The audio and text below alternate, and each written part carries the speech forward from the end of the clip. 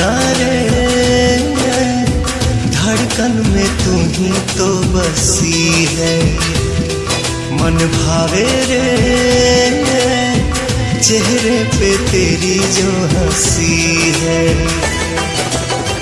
दुआ मांगे दिल के कोना कोना, ए सोना जुदा नहीं होना, होके जुदा नहीं रोना।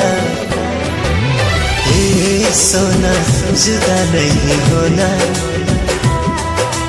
ए सोना जुदा नहीं होना।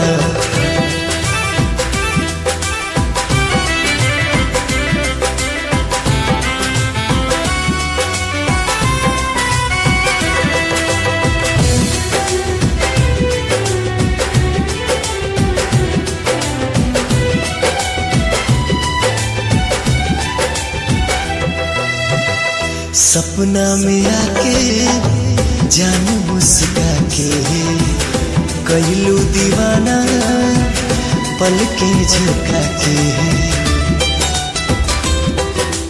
चंदा बिन चकोर जैसे रहना पाए, उसे ही तो दिल दूरी सहना पाए।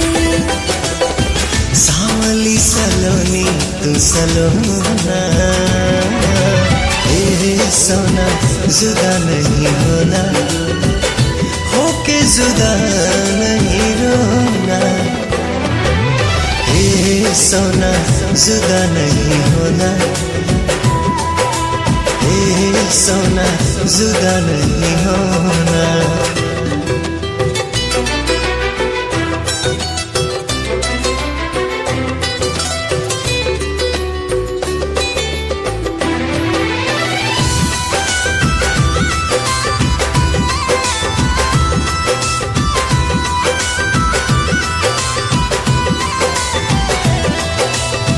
साथ नहीं टूटे, हाथ नहीं छूटे, रब रूठ जाए जान नहीं रूठे।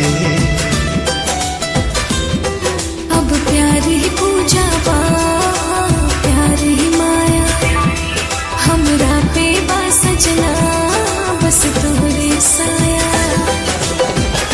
पाके तुझे नहीं खोना, ए सोना जुदा नहीं होना, होके जुदा नहीं रोना। ए सोना जुदा नहीं होना,